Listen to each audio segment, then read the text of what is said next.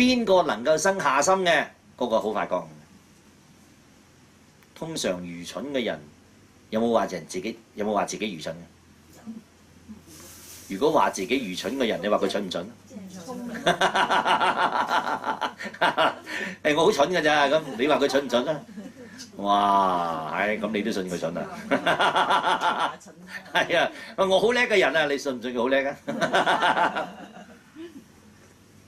嗱，所以你一定要明，能夠下心，即係話好恭敬、好卑下、好虛心去求學真理嘅人，呢個人就係成佛嘅根本嚟㗎。我哋學佛就係需要恭敬嘅心，所以學佛係咪要修六和敬啊？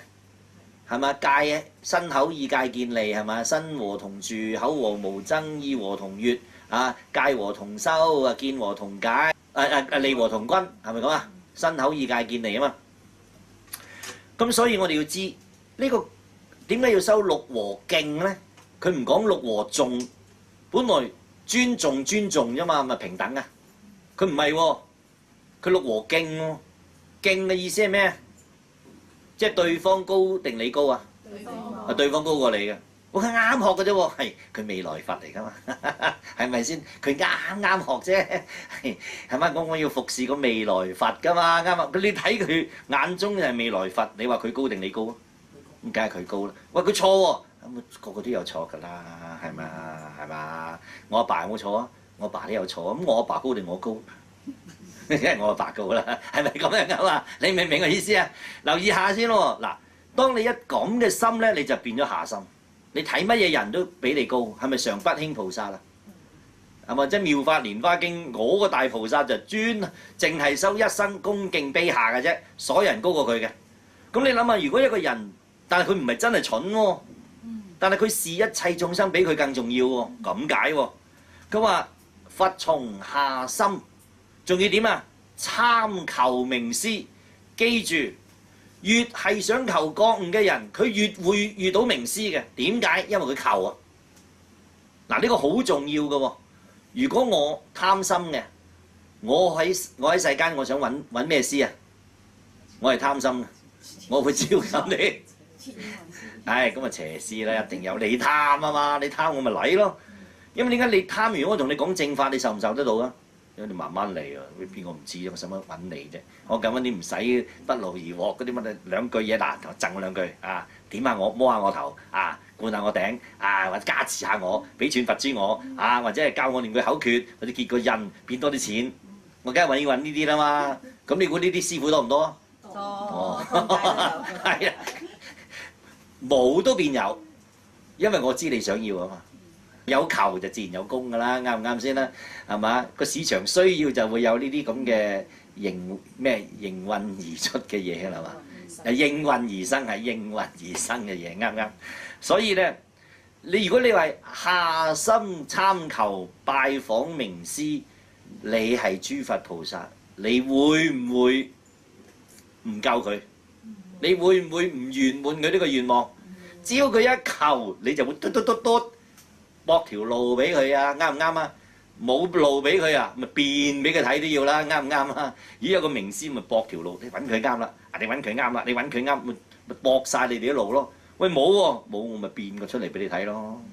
鬼叫你叫我名求我咩？啱唔啱？我就要應你噶啦嘛。你 WhatsApp 好大個，知唔知啊？我哋啲微信同佛菩薩一微信，我哋啲微信好重要嘅喎，第一時間佢答咗你先嘅喎。啊！你唔好睇，我微不足道啫，唔係㗎喎。你啱信佛，尤其你啱信而你下心尋求明師嘅話，佢第一時間覆你㗎喎，好犀利㗎喎嚇。所以佢話嗱，呢啲係教，呢啲就係教我哋一陣間我嚟一個倒述咧，你就知道佛點解要咁講啊。原來佛教而家講緊呢一集咧，就係你想求法啊，你做後邊嗰啲嘢得啦，即係下心含笑參求明師。好啦，佛從慈悲忍辱德，佛喺邊度嚟㗎？佛唔係自了㗎，自了有冇慈悲㗎？我人我法空，唉，一切都假嘅，我清清。咁邊度有慈咧？哦，佢眾生顛沛流離輪轉，嗱呢啲就係顛倒嘅結果啦。佢入定嘅啫喎，係嘛？我唔制咁樣，我唔制咁我咪入定咯。咁佢咁顛倒，你點算到？嗱呢啲咪眾生嘅事咯，係嘛？嗱我唔制㗎咁咯，咁就睇到唔好嘅咪我唔學咁最多。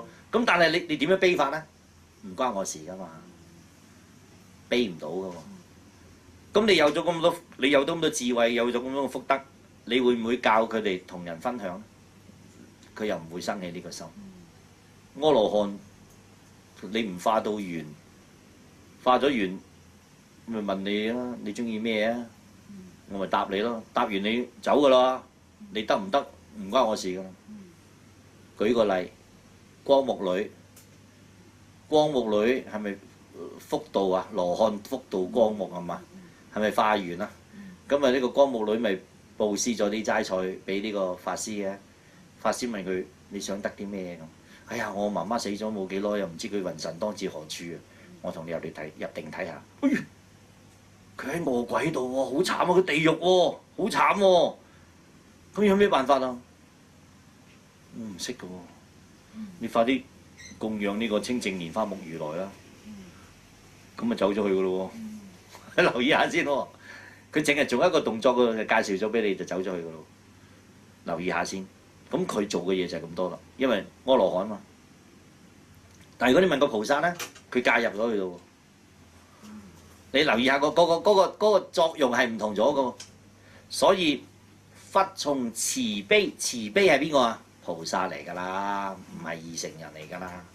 即係話，除咗參求名師之外，仲要興大悲心、大慈心、利樂眾生心。